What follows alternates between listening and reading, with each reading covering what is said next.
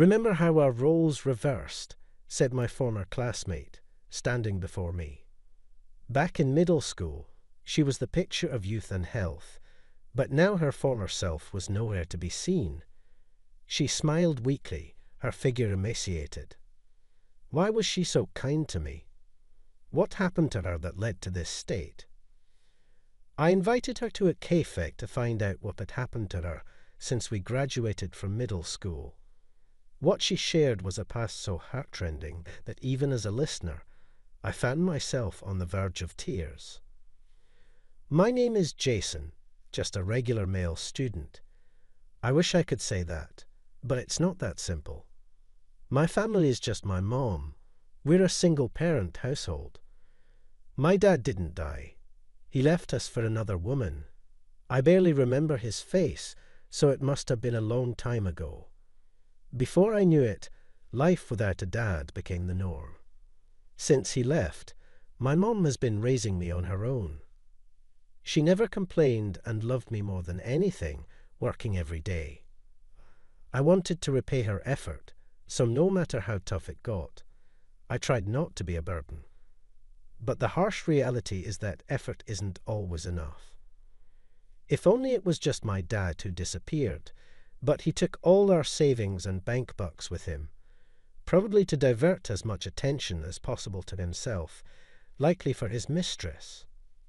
Because of his selfish actions, we were really strapped for cash. Not just tight on money like other families, we lived in a dirt cheap apartment, usually having just one meal a day. It's not that we had nothing to eat, but we couldn't always have 3 full meals. This was when I was in middle school. My school didn't provide school meals. Lunch was always packed. But my mom worked from dawn till dusk and was too exhausted to even take a bath before falling asleep. There was no way she had time to make my lunch. Sure, she might have if I asked, but I couldn't bring myself to ask that of her. Working hard for my sake, but going without lunch during my growing years was hell. So I tried making lunch myself when she wasn't around. Minutes later, what sat in my lunchbox was as black as the darkest night. I thought it might suck me in if I touched it. Turns out I had 0 talent for cooking. My mom wasn't particularly fond of cooking, but could make decent meals. So I guess the one to blame is still my dad. I always brought a slice of bread with strawberry jam on it. Everyone else spread out lunches made by their parents or grandparents, chatting and enjoying their break. But I didn't belong there. Not because I was ostracized, but because their lunches were too dazzling. What everyone else had in their hands seemed unattainable for me. Watching them with envy, I felt incredibly small nibbling on bread. I couldn't stay in the classroom thinking, so I declined my friends' invitations and sought a place where I could be alone. My only companion was my bread. I had 2 options, the rooftop or behind the gym. Unfortunately, the rooftop was locked, so that was out of the question. It seems like hanging out on the rooftop during lunch is only a thing in TV drama series, so I decided to eat behind the gym. I could faintly hear the voices of students enjoying their break on the nearby playground, but no one ever came behind the gym. There I could savor my solitude, unseen by anyone. Until that day, I was late for lunch because of committee work. But my lunch was just a slice of bread, so it didn't take long to eat. I hurried to my usual spot behind the gym. There was someone already there. It was the first time I saw someone else here during lunch break, and it was a familiar female student. Her name was Sarah, a girl from my class. She was the daughter of the president of the Kensington Group. In other words, super rich, but she wasn't snobby or arrogant. She was just a normal, kind girl to everyone. We got close, just exchanged greetings. There was Sarah, squatting in front of a drain behind the gym, doing something. What is she doing here? I wondered, and moved to where I could see her hands. She was holding a lunchbox. She had it tilted open. It looked like it would fall, and just as I thought that, it happened. "What a waste," I blurted out without thinking. Sarah flinched at my voice. She turned quickly and hid her lunch behind her. She must have been surprised, probably didn't realize I was watching from behind. As she stumbled over her words, I immediately approached her. "I'm terribly sorry for startling you, but are you not going to eat that lunch?" She was the daughter of a company president, so I spoke to her in the most dignified language I knew. How I hoped, if you're not going to eat it. May I have it, please? I was famished from having gym class right before lunch. My stomach felt like it was stuck to my back. A slice of bread was too harsh for a growing middle school boy. Her lunch looked lavish, even from a distance, and the quantity seemed too much for a girl's lunch. If she was going to throw it away, I'd be grateful for even a half bite. Sarah was momentarily stunned by my eagerness. "Sure, you can have it." Maybe it was because of my refined language, but she agreed. "Really? May I truly have it?" I couldn't believe my ears and asked again. "Yeah, really," she said, and handed it to me. That's when I lost consciousness. When I came to, the lunchbox was empty, and the aroma of a tangy sauce lingered in my mouth. After finishing the meal, I thanked her. "You don't need to thank me. I didn't make it," Sarah said. "Did you forget your lunch today?" She peered into my face. No. Actually, I have bread, but that's all I have." Saying that, I took out clumsily sliced bread, just bread with strawberry jam. That's all. Her eyes widened with surprise as she asked, "That's not much for a boy, right? Are you on a diet?" Would someone on a diet devour someone else's lunch like a beast? I had never told anyone before, but I explained how my father disappeared and how my mother, working tirelessly, didn't have time to make lunch. Sarah listened silently until the end, then she spoke. "But, Chasen, you're amazing, making your lunch yourself. It even looks tasty," she complimented me. It might have been the first time someone other than my mother praised me, and I felt a sense of pride. As a thank you for sharing my story, Sarah began to talk about her own family. In summary, her stepmother wasn't her biological mother. Her real mother had passed away, and her current mother was her father's second wife. The stepmother was nice to Sarah in front of her father, but she was worse when he wasn't around. Even the lunchbox was part of that harassment.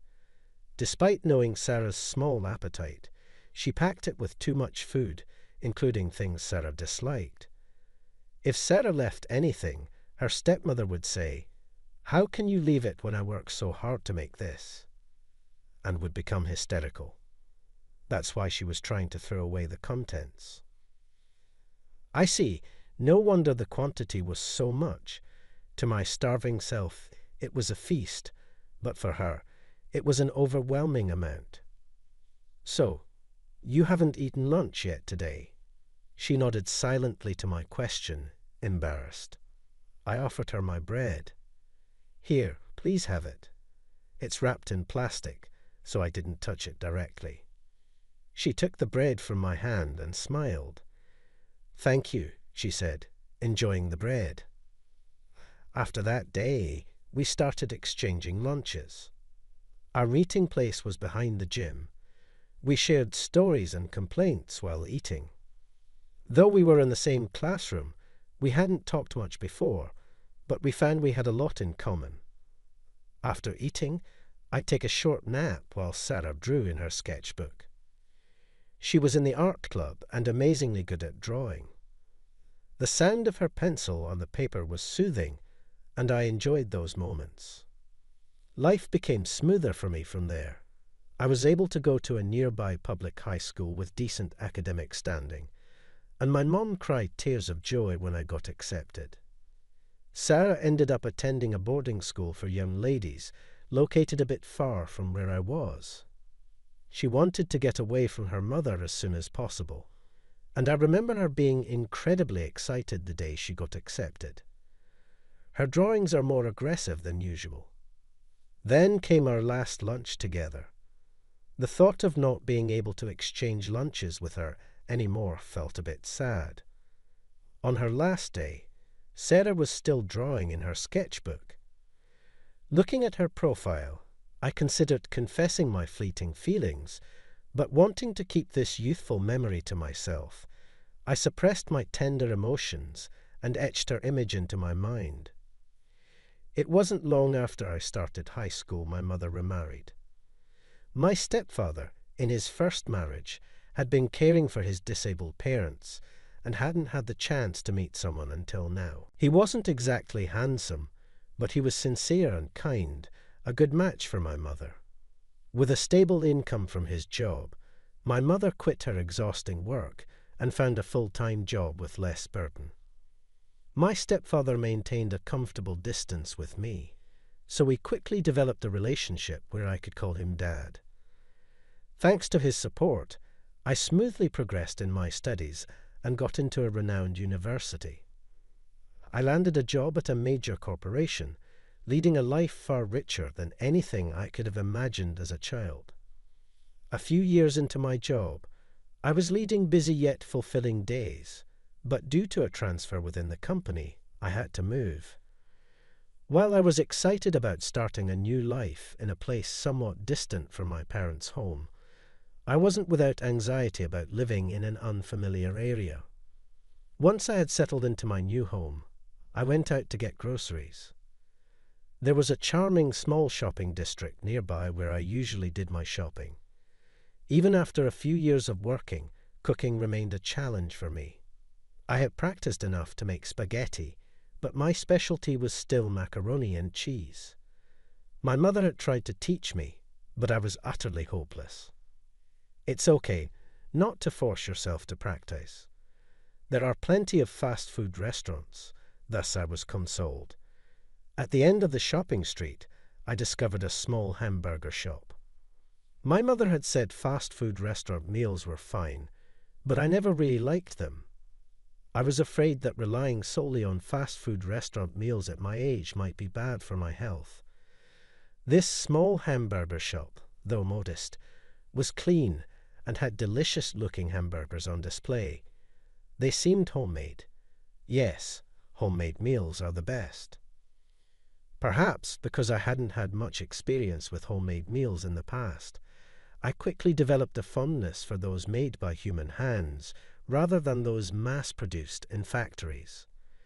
The fact that the shop was run by an elderly lady was a bonus point. The atmosphere of an established store made the hamburgers look even more appetizing. Looking at the hamburgers on display, I saw a variety of options. There were ham hamburgers, meat and vegetable hamburgers, bacon hamburgers, and more. All looked delicious and were priced affordably. Even a student could afford to buy two. I picked up a hamburger. That's when I felt a sense of déjà vu. Not with the hamburgers, but with a picture on the wrapping paper. A subtle landscape painted casually on the wrapper. The wrapping paper was casually adorned with a delicate landscape painting. It was beautiful. It felt familiar, as if I had seen it somewhere before, but perhaps I was mistaken. I took the daily special hamburgers to the register. "Did you make these?"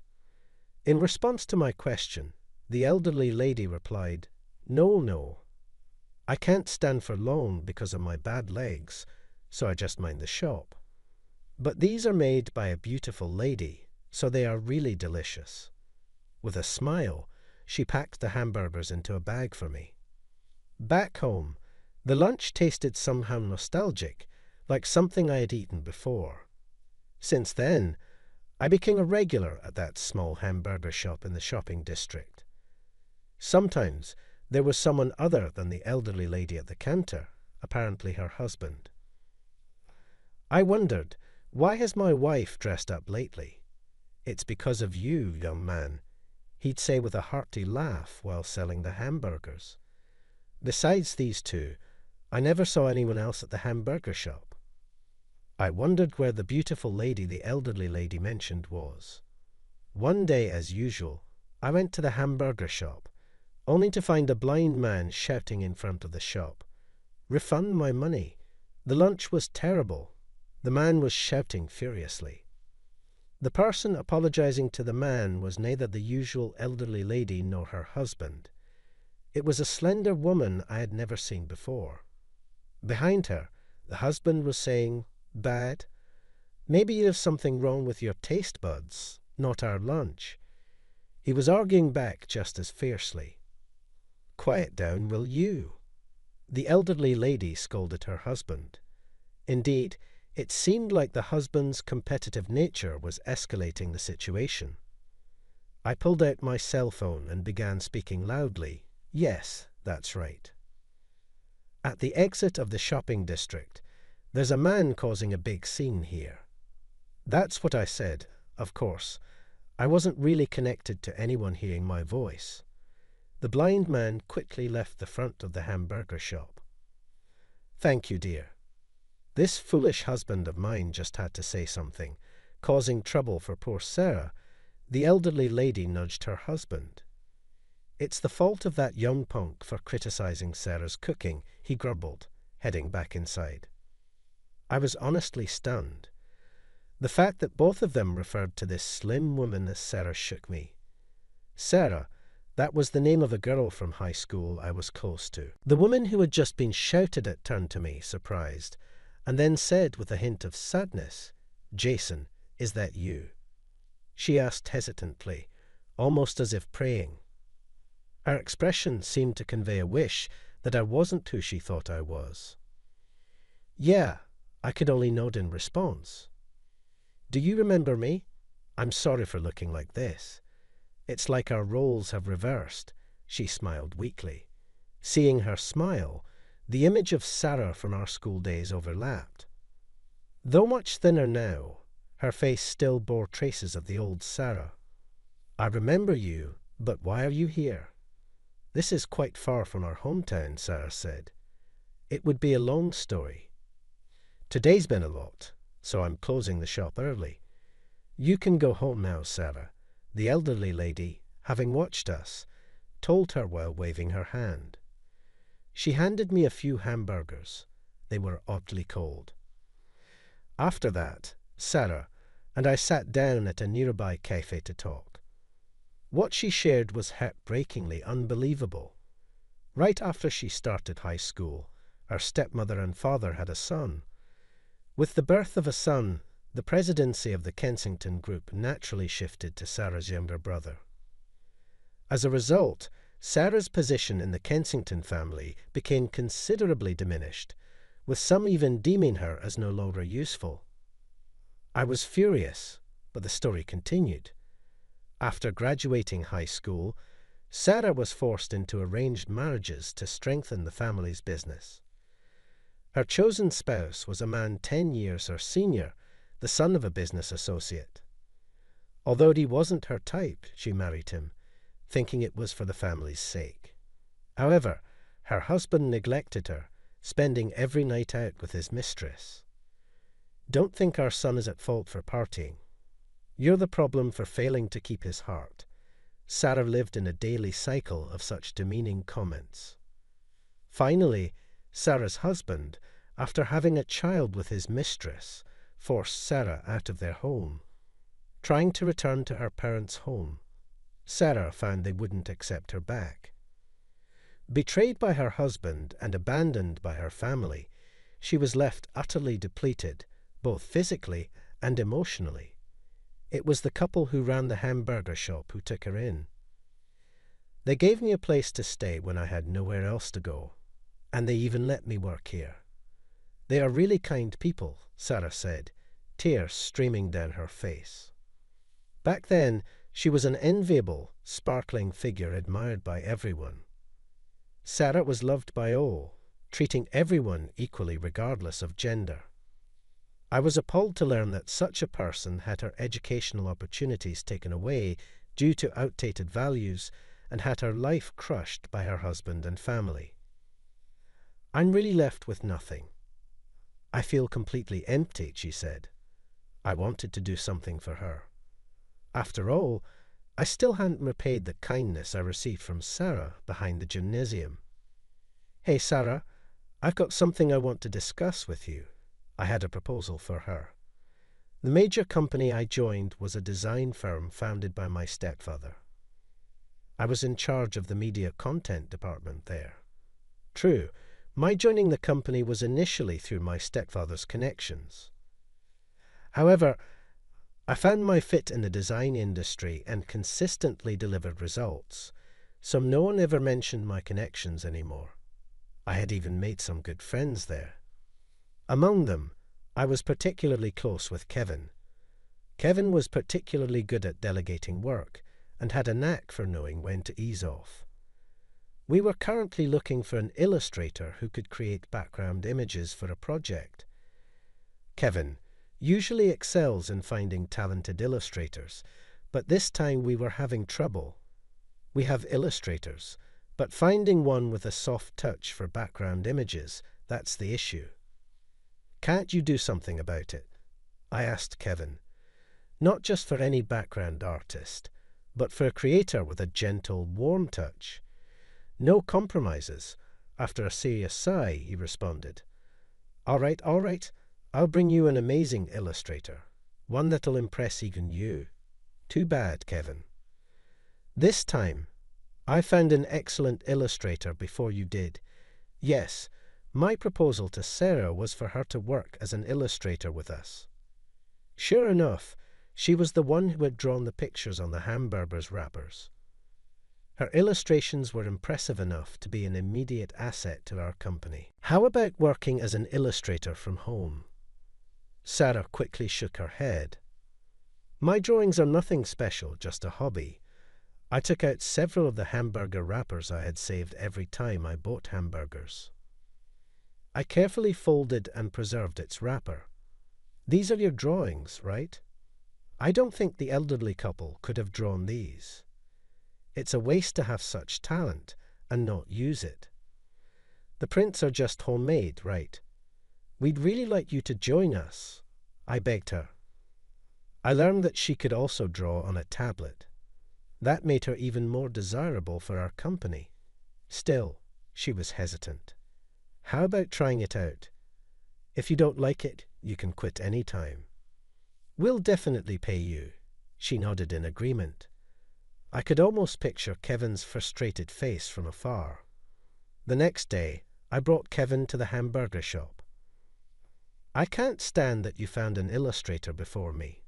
It's truly regrettable, he declared, eager to see that talented artist for himself. Standing in front of the hamburger shop, the elderly lady greeted us.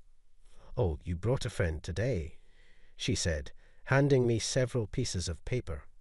She got really enthusiastic, it seems, she added. The paper she handed me had wrappers with softly rendered warm illustrations. As expected, they were excellent. Kevin peered over. What is this? He exclaimed, practically flipping over. Well, these are beautiful hand-drawn relish. Human's evolution is amazing, he blurted out. At breakneck speed, this delicate touch, just what Jason was looking for. And there he goes, tripping over his words, leaving a flustered Kevin behind. I looked toward the back of the shop and saw Sarah peeking out, trying to hide. I begged her. I was eager to make a formal request right away. Sarah rushed out from the back. I'll take the job. Just please stop begging me like that, she said playfully, punching me. I was relieved that Sarah's involvement meant the project might succeed and that our connection wouldn't fade away. About a year into Sarah's contract, she quickly became a popular creator. How did you find her? You must have used up all your luck for the rest of your life, Kevin would say enviously, almost every day. But now I even found his jealousy comforting. I was proud of having discovered Sarah's talent as a creator. While continuing her part-time job at the hamburger shop, she was actively improving her skills and even planning her own exhibition.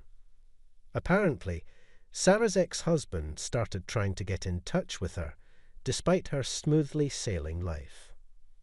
Ironically, it turned out the child he had with his mistress wasn't his. Serves him right after mistreating Sarah and driving her away. He was reportedly cut off from transactions with the Kensington Group. This was due to Sarah's father being furious over the excessively cold treatment she received. Consequently, he lost credibility in his industry, and his business rapidly deteriorated. The ex-husband, now thinking that reconciling with Sarah might mend ties with the Kensington family, had recently been stalking her. When Sarah consulted me about her ex, I switched to remote work. Additionally, I started working from a corner of the hamburger shop. As expected, her ex-husband showed up there. During a meeting, I heard arguing downstairs. "Come back. I'll give you a better life than this lousy hamburger shop." That must be the ex-husband's vile voice. "Stop it. Let go." Sarah's voice reached the second floor. I expected the hamburger shop's husband to come yelling any moment, but his voice never came, nor did the elderly lady's. After a moment of thought, I remembered, that's right, both the elderly couple were at the hospital today, leaving Sarah alone in the shop. I hurried downstairs. A shabby-looking man was grabbing Sarah's arm, trying to drag her away. I immediately intervened. "Who the hell are you?" "Outsider, Shinbutun." "Outsider, that's rude," I said, handing him my business card. "I'm Jason, Sarah's fiancé." I introduced myself. Seeing my business card, her ex-husband's face turned pale. In the past few years, I had been recognized for my achievements and had become the executive vice president of the company. Moreover, my stepfather's company had grown significantly, now even appearing in TV commercials. "I've consulted our company's legal advisor about you. If you turn around now and never show up in front of us again, we can let this stalking incident slide." After I gently explained, the ex-husband grumbled and then ran off. Sarah was initially surprised to learn that her father had influenced her ex-husband's downfall in the industry. She had thought it was her father who hadn't allowed her to return home. However, due to the recent stalking incident by her ex-husband, Sarah had an opportunity to talk with her family. There, she learned that it was her stepmother who had refused to let her return home. The stepmother had made this decision on her own and reported it to Sarah's father in a way that suited her. I apologized to Sarah for pretending to be her fiancé to get rid of her ex-husband. It actually helped. "I knew you were just trying to defuse the situation," she said, smiling brightly like she used to in our student days. Seeing that smile, I decided and took Sarah's hand. "I want to be your fiancé for real. I've liked you since middle school. I want to be with you with marriage in mind," I confessed right in front of the hamburger shop. Our wedding day was blessed with clear skies. The only guests were my parents and Sarah's father. Although it was a small ceremony attended only by the elderly couple who run the hamburger shop, it was a lovely occasion filled with smiles throughout. During the ceremony, Sarah and her father had a moment to talk alone, seemingly resolving their past conflicts. Her father was unaware of the stepmother's cold treatment towards Sarah. Upon learning the truth, he immediately made a phone call. "I'm sorry for all the hardship you've endured for so long. I can't divorce her, but I will leave that house and live separately. I'm sorry for making you feel lonely." Saying this, Sarah's father apologized to her, tears welling up in his eyes. Sarah was surprised to see her father's tears. For the first time, men cry too, you know. Praised him for realizing his mistake, Sarah. the hamburger shop owner said, concluding the ceremony. My mother and stepfather continue to have a great relationship. I want to build a family using these two as a role model. Living happily ever after with Sarah is my ideal. To live happily together, creating our own intimate memories. What a bright and beautiful future it seems. Maybe when we're older, we can run a hamburger shop like that elderly couple. I'll have Sarah draw pictures on the wrappers. I'm sure it will be popular. I smiled, looking at my wife in her simple yet elegantly lined wedding dress. Who would have thought a small hamburger shop in a shopping street would bring such a profound connection with Sarah? Suddenly, my wife's profile overlapped with the one I used to secretly admire in middle school. When I mentioned this to her, she said, "Actually, back then, I secretly drew you," as she smiled shyly. I felt an overwhelming love for her and wished for our happiness to last forever.